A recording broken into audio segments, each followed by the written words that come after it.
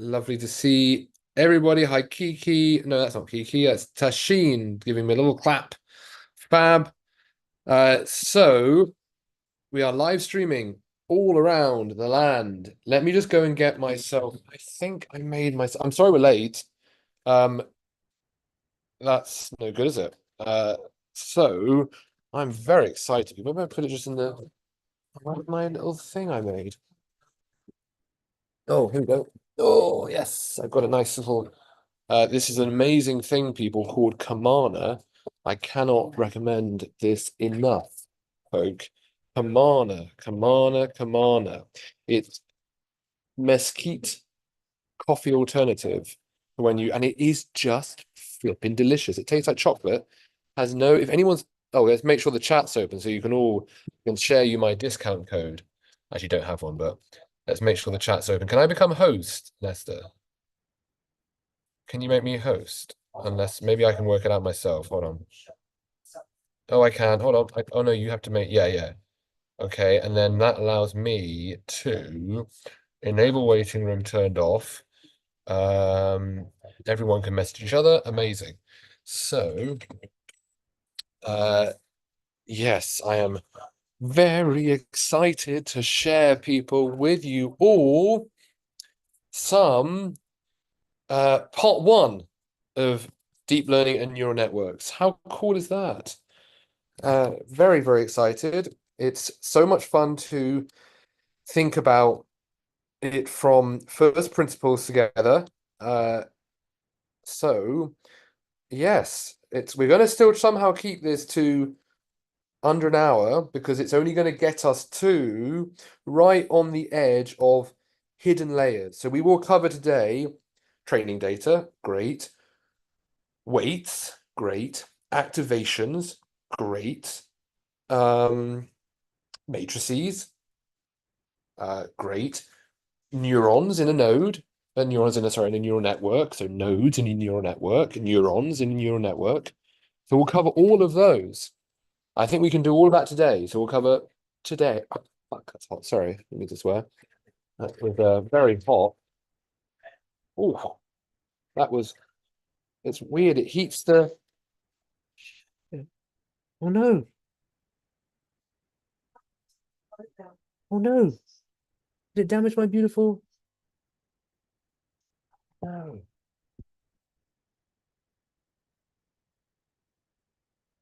Oh no, my beautiful mug got damaged, I guess, by going in the microwave. I guess that is not made for a microwave. Oh no. Sorry, people. That's no good, is it? Okay, well, I'll just let that cool down, I guess, and probably won't drink from it because it looks like the paint or the clay or whatever it's made of just came off. Oh dear. That's no good, is it? Okay, here we go, people. I guess no mesquite for me. That's rather sad, isn't it? Okay, great. We have people in the chat. Feel free to jump in with questions. Tashin, are we using TensorFlow or PyTorch? What about Keras? Let's list them all out. No, we're going to, in true hard part style, we're going to do them in diagram form. But fully, these are the principles behind TensorFlow, one of the most popular libraries for implementing deep neural networks. PyTorch,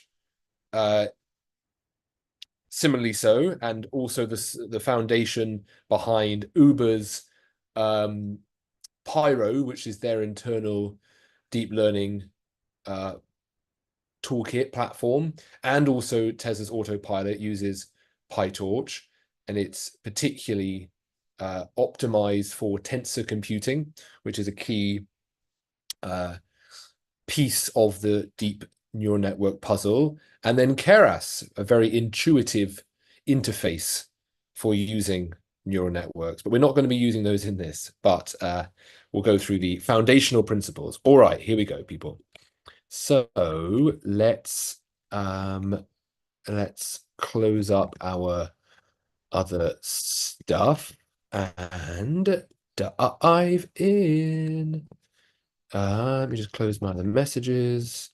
I reached out today, people, to those of you who are Codesmith alums.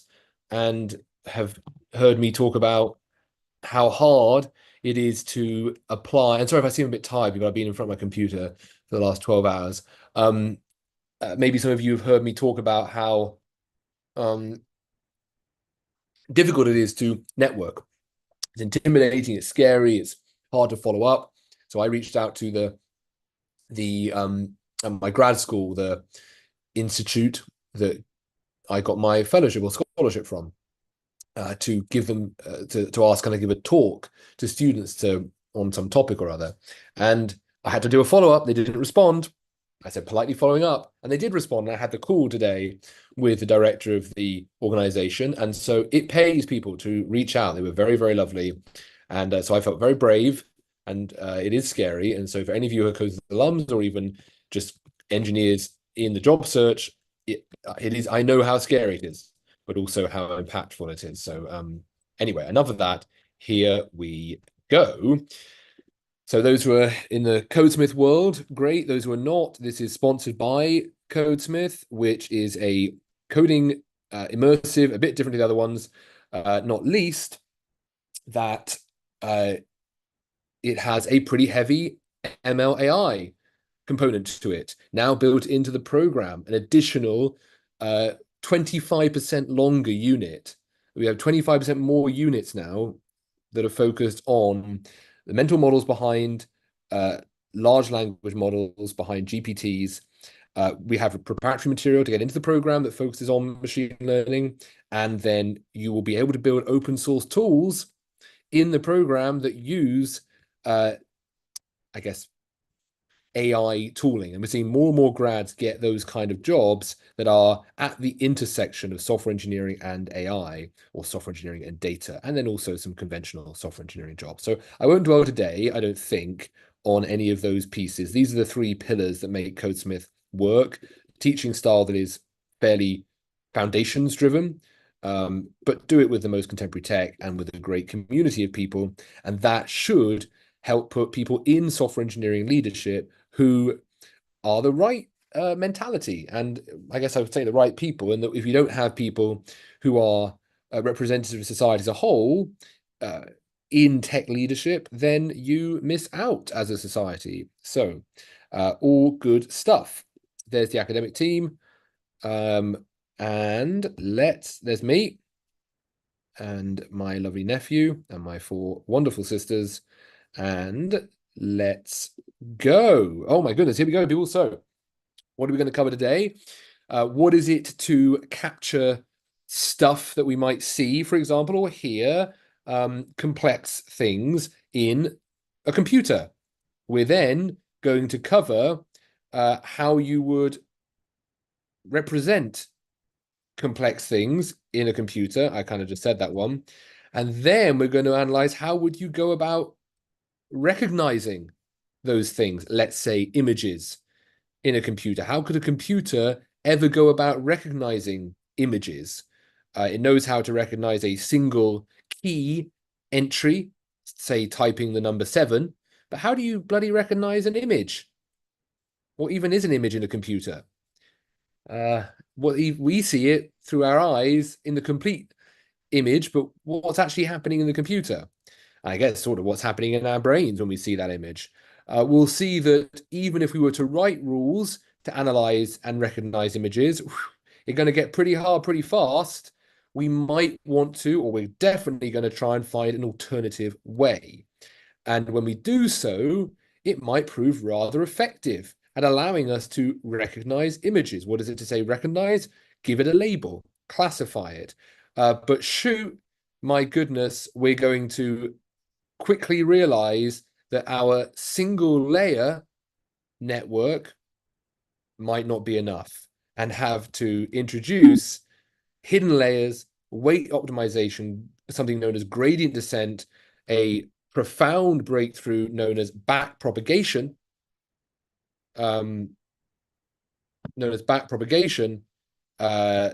and some hyperparameter tuning to improve our model. All of that next time. Lol. Yeah, Malay, we'll send the slides later on. All right, so here we go. Starting with, what is our goal when we are dealing with neural networks. Our goal is underlying, in this case, to have our computer that we can write instructions for as engineers, as developers, recognize. What does it say recognize? It means give a label to. You know, when I look at something, one recognizes it, and this speaks quickly to linguistic theory. When I see a face, do I recognize it as the label happy? Maybe subconsciously I do, but I certainly have a experience of it that I am able to interpret. That's what we really want the computer to be able to do, is look at something, say an image of a face. What does it mean to look at? Analyze, evaluate, interpret, and somehow know that that face is happy. Why? So that we could, I don't know, prioritize or favorite those pictures that have happy faces in them. To say we recognize it is to give it a label, in this case, happy. When I see a person, you can tell they're happy, and then we make decisions off it. So it's to give a label that we can then do something about. If it's a happy face, we can favorite, promote those pictures in a stream of a photo album. Computers do have to do this via specific instructions that we as software engineers, many of you, write. They write instructions saying, for example, if the key 7, there it is pressed, then insert the number 7 into the computer's store of data currently being used. In this case, you know, let's say it's into Excel. And that then enables it to do some things that if it were instead the letter H, it wouldn't be able to do, like add 1 to it. So recognizing the input, understanding what it is, giving it a label, in this case, a label of the number 7, press key 7, label the number 7, enables us to do something with that data, with that information. In this case, you could add 1 to it, but if it were the letter H, you couldn't. So we already provide information to our computer, and we write instructions to, based on it, determine what it can do, take some action. But what about when that data, that information, is not one key or lots of keys, but individual keys, but instead nuanced and complex data, like a picture, like a photograph? How the heck is that even stored in the computer? For example, a handwritten number 7, not the key 7, a handwritten number 7, it's just a shape to the computer. How is it possibly going to recognize, or how, by the way, is it even stored?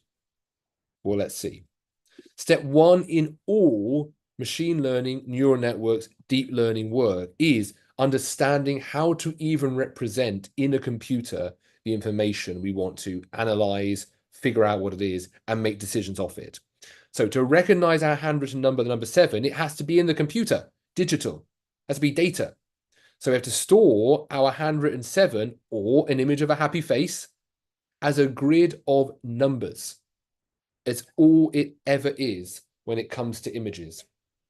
A grid of numbers. A matrix. A matrix is a fancy word for an Excel spreadsheet.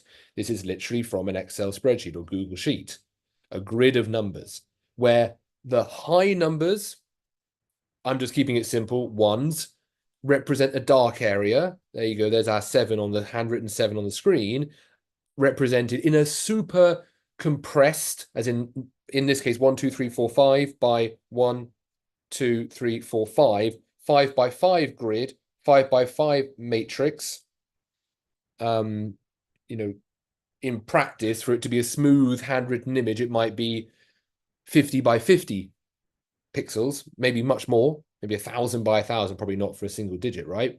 But in this case, keep it very simple, a 5 by 5 image with only dark and light. In practice, if it's a handwritten image, there will be maybe 100 by 100 pixels, or let's say traditionally in a very famous data set of handwritten images, it's 28 by 28. It's called the MNIST data set of handwritten digits produced in the 80s, and it's 28 by 28. And they have all different shades from light to dark, but one representing fully dark, 0.2 representing quite light, 0 representing completely white. We'll keep it really simple.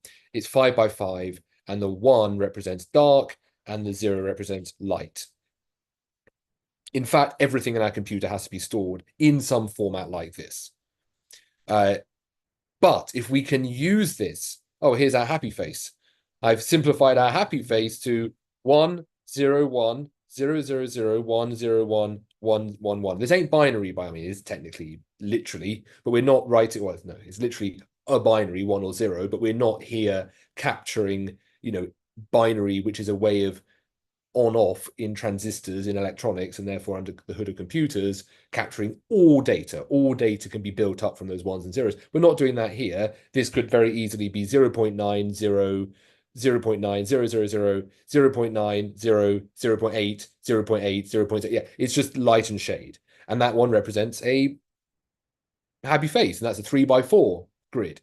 If we can recognize this data, though, if we can write instructions to our computer, as a programmer, many of you are, you've written instructions to say, if you see this, then do this.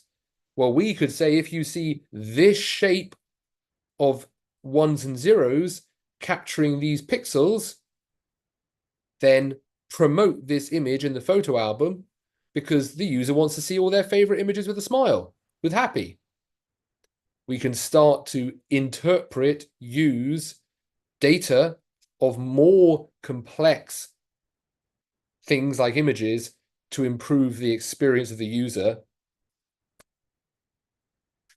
in their apps. Okay, so let's write that code. Well, first thing, we're going to move it to smiley faces because it's nicely simple. Even a 7 is a little bit complex. Let's move to a pure, although to be fair, I could probably do a 7 off that, right? Anyway, pure happy face. So how can we store it? Well, we've already seen 1, 0, 1, 0, 0, 0, 1, 0, 1, 1, 1, 1. Well, what does that actually look like? If you've used Python or JavaScript, it looks exactly like this. An array of arrays, a list of lists. So the top array, 3 elements, mirrors the 3 elements in the top 3 pixels. The next mirrors the next 3 pixels. The next mirrors the next 3 pixels. The next mirrors the next 3 pixels. Okay. Stores an array or a list of lists known as a matrix. A matrix is not one dimensional, or not one dimension, 1, 2, 3, 4, but 1, 2 dimensions. Now to recognize it, we've got to write instructions to check that data. That's our programming. So what would we do? We would write for this face here to make sure we can recognize that it's a happy face. Just to be clear, this is a happy face represented in very, very low density or low compression, high compression, low dimension, very, very few number of pixels, a happy face. I promise. So how would we recognize it? Well, this pixel better be dark.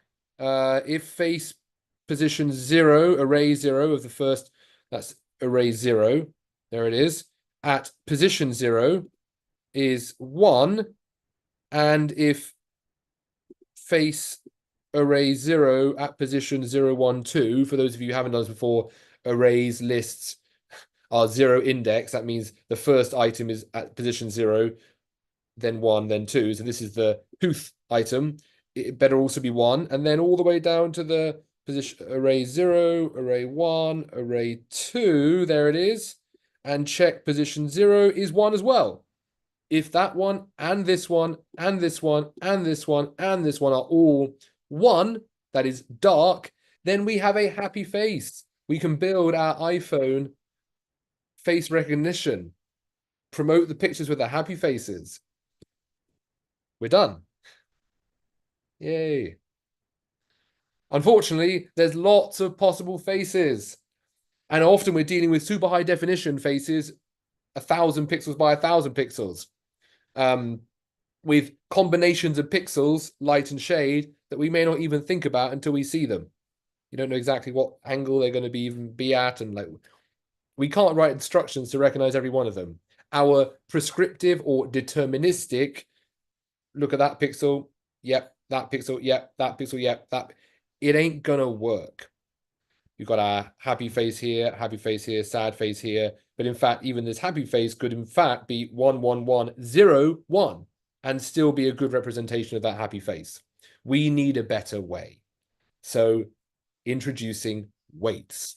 Can we take a bunch of example faces, happy or not, and say which of the pixels are most important for it to be, which are the most important pixels to be, oh yeah, I wrote this, I wrote this weirdly, to be dark, I think it's got to be dark if, I can't work out whether to put it here, like, which are the most important pixels to be dark, but if it's to be a happy face, or and if it's not, there you go.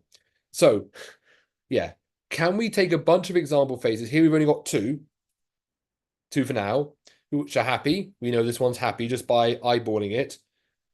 And not, we know that was a sad face. Everyone's buying me that this is a sad face. Yeah. Yeah. You have to squint to buy that it's a happy and sad face. Can we take a bunch of example faces, happy or not, and say which are the most important pixels that have to be dark if it's to be a happy face?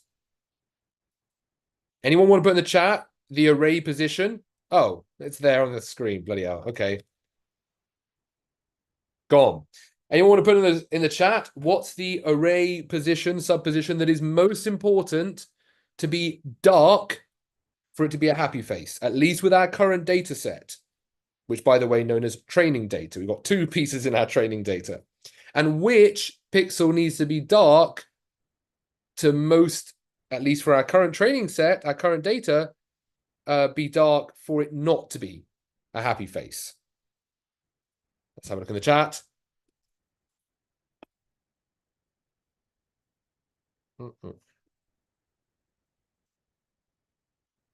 No.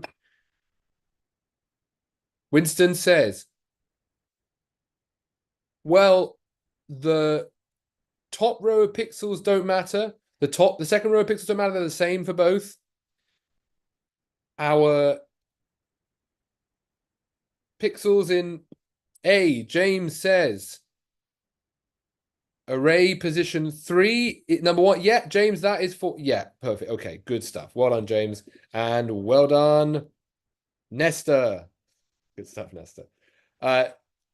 All our other pixels are the same. So just 2 pixels we need to handle. This one and this one. This one and this one. Everything else is the same between our happy and sad face.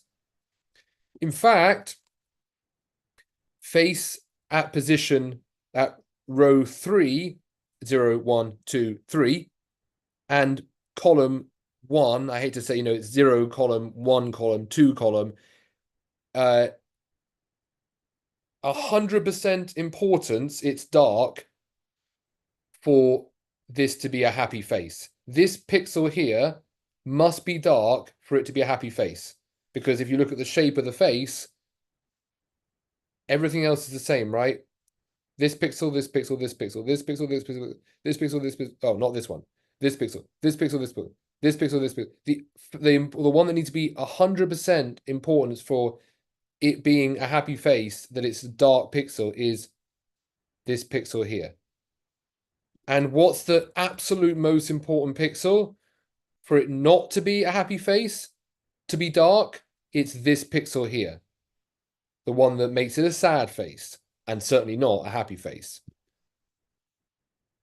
And so, people, we take our bunch of examples and we're going to give percentage importances to the pixels that are different between our 2 example faces, the happy one and the sad face here, or the happy one and not happy. And we're going to give importances to those 2 pixels. For the happy face up here, let's look at the 2 categories. We've got, is it a happy face or is it not? For our happy face label, we will give whatever weights we want, whatever importance we want, to ensure that it says 100% likely this is a happy face. And for our not happy face, we will give percentage importances to make sure that it 100% says it's not it has 0% chance of it being not a happy face. So look at this top happy face here. We give 0% for our pixel here, row 2, position column 1, and we give 100% importance to this mission critical pixel. It's 100% importance, it's dark, for it to be happy. Can we take a bunch of example faces, happy or not, and say which are the most important pixels to be dark if it's to be a happy face? It's this one. And so if we want it to be a happy face, give 100% importance to that pixel and 0% importance to this pixel. Very important, because in this not happy face, we want to ensure that we get no chance that it's categorized as happy. And so we give 0%. We can't have different between the two. We have one set of rules. We don't know beforehand, is this a happy face or a sad face? So we need our importances that we give to each pixel to be the same for every single example. And we give 0% importance if we want to label this 0% importance for this pixel and 100% importance of this pixel. When we then multiply them together and add them, we get 1. It's a happy face. We give 100% importance to the, I don't know what we should call this one, the upper pixel, and 0% importance to the lower pixel for our, it's not a happy face. When we multiply 0 by 100% and 1 by 0%, we get 0. Oh, this is doing all right. This code, these instructions, this algorithm is doing quite well. It's managed to spot this is a happy face. Let's apply it again.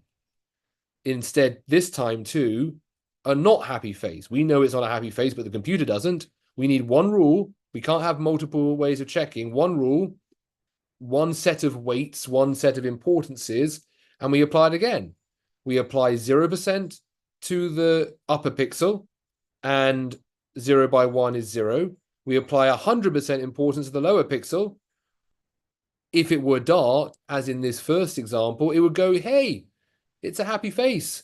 And we get instead no pixel, it's a light area, and 100% importance for that. That's got to be dark for it to be a happy face, just like it is here. And that bit's got to be light for it to be a happy face. And that would be our 1. Instead, we get 0, because this area here is light and we've given all of the importance to it, and therefore we get 0 because, hey, it's light and not got a value of 1 for being dark.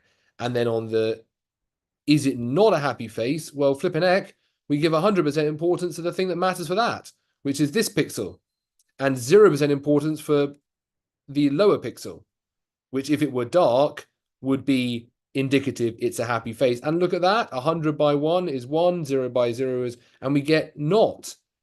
And so our not happy face gets correctly identified as not a happy face.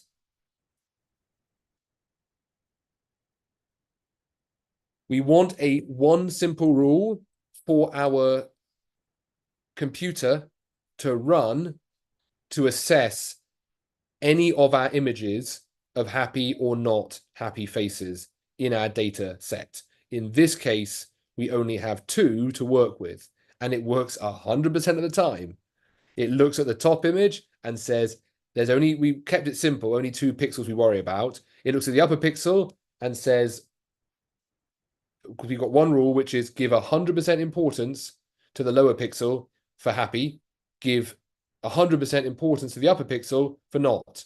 For our happy face, the lower pixel is dark, and so 100% importance says happy.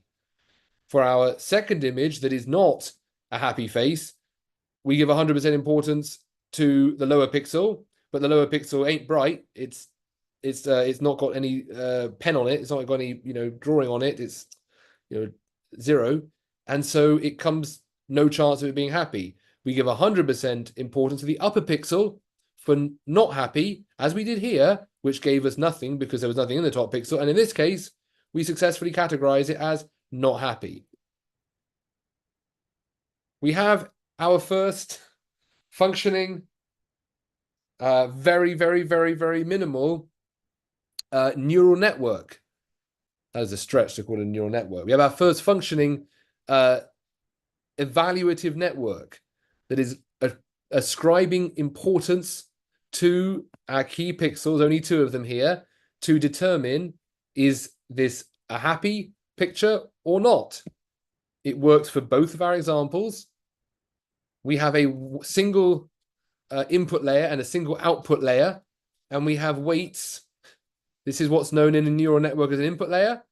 This is what's known as an output layer with our categories, and we have our weights. It needs to be applied to every input image where we only have in our training data 2 images. We have a full neural network. We are done. We are finished.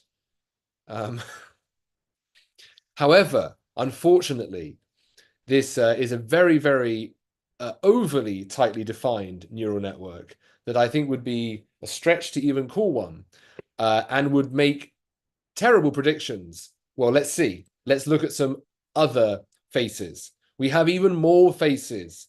In fact, before we use them as our training data, we would probably, I probably should show them as test efforts. So even more faces, let's not call it training data. We have even more faces out there. Do our weights work for them? So let's have a look at our new examples down here, people. So we have a obviously not happy face, and we have a confused face. We have a flat face and a confused face.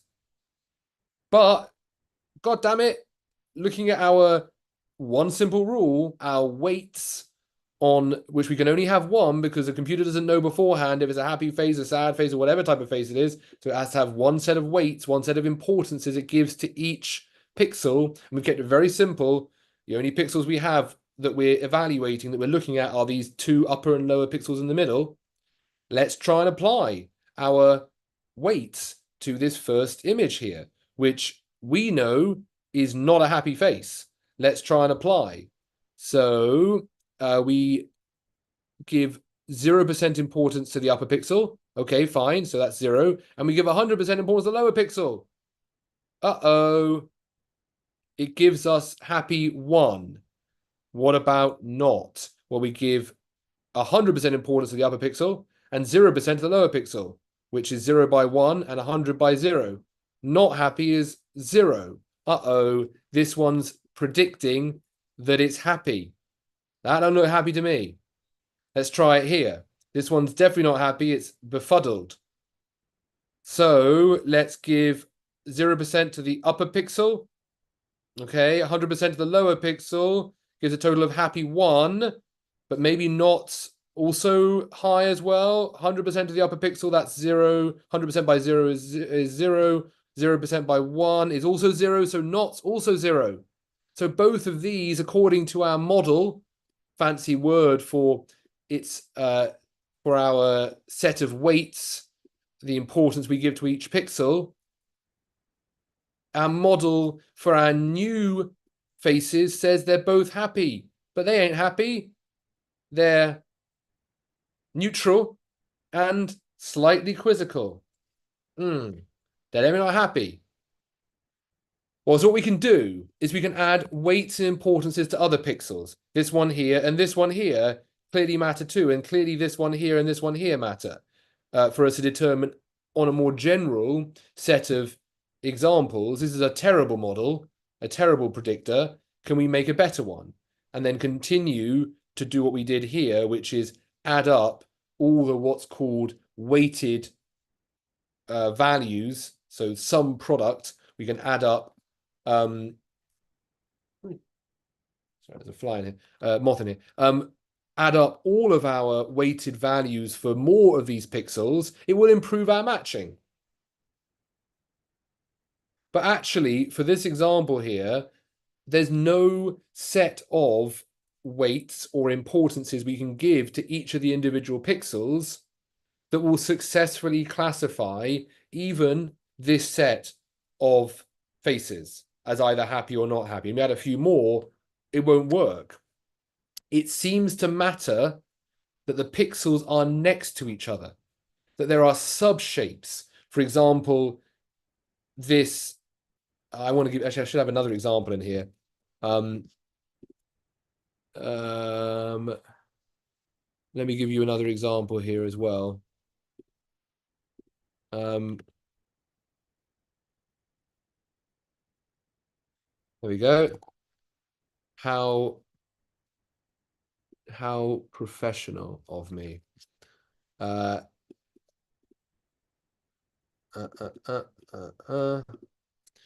Yeah, this one here for me is a happy face, I think, probably. Just about, right? That's kind of looks like squint. That's a happy face, isn't it? Like a, not quizzical. I think it's a happy face.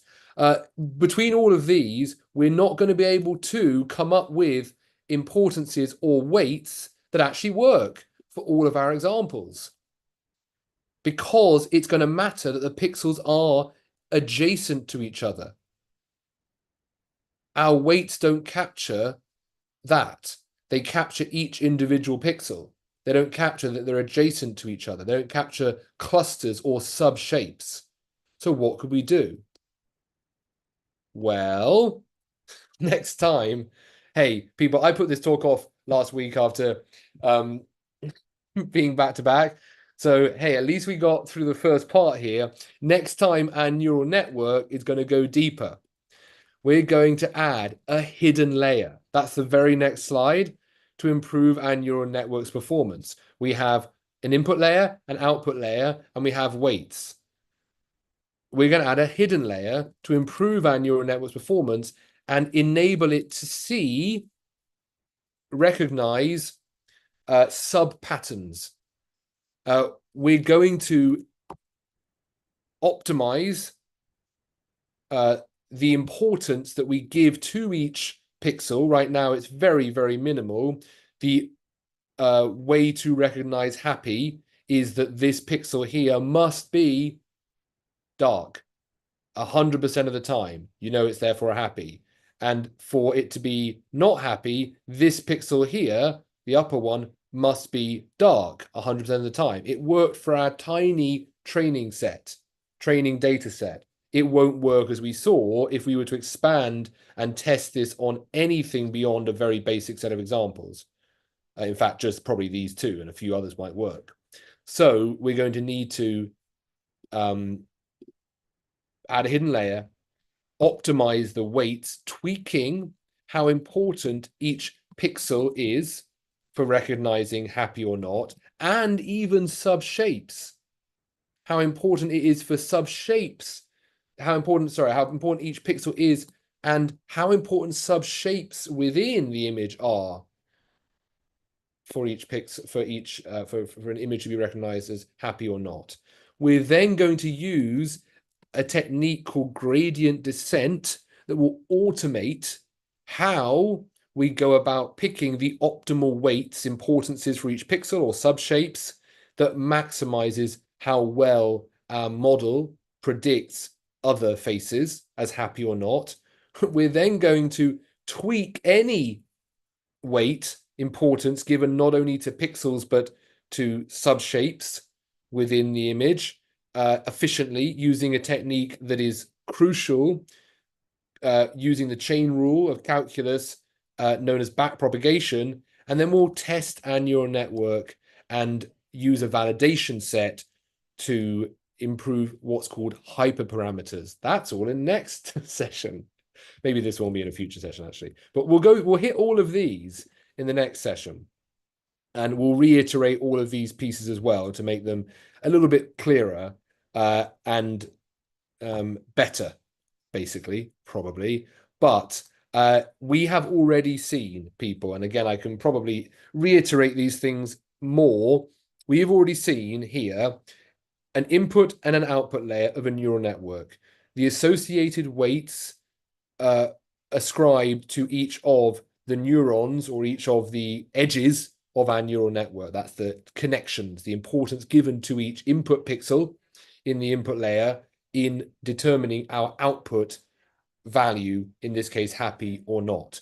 We've also seen activations being the values that we attribute to whether it's happy or not. Is this, oh, we've also seen a node. This here is a node that is activated.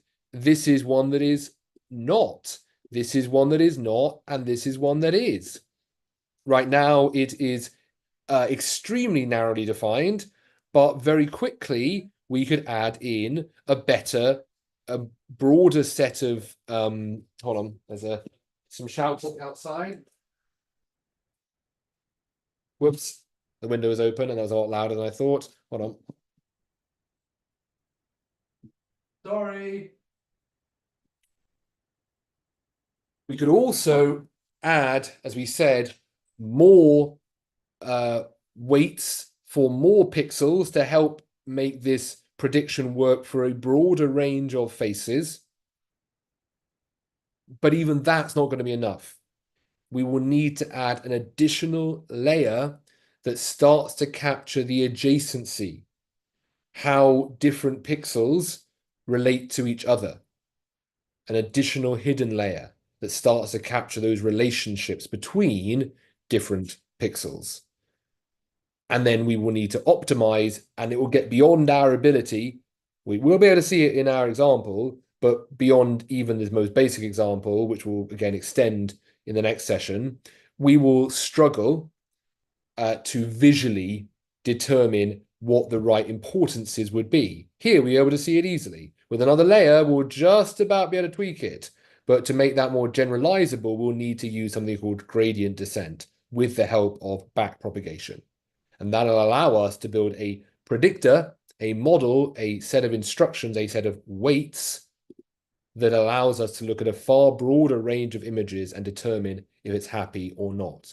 And of course, that also could then be applied to an even broader range of images and recognize any sort of information in that image. And that's what our more complex models do.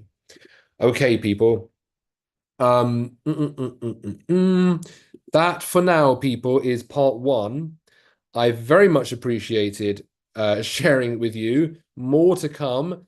I guess we did actually do it within the time, which suggests it was minimal in its overview, but more to come, people. As I say, where we will hit on, let's just put it in the chat, we will hit on all of these additional areas. There we go, people. All right, that's it, folk. What a mini talk on part one of our neural networks and deep learning. Next, we will take that network deeper.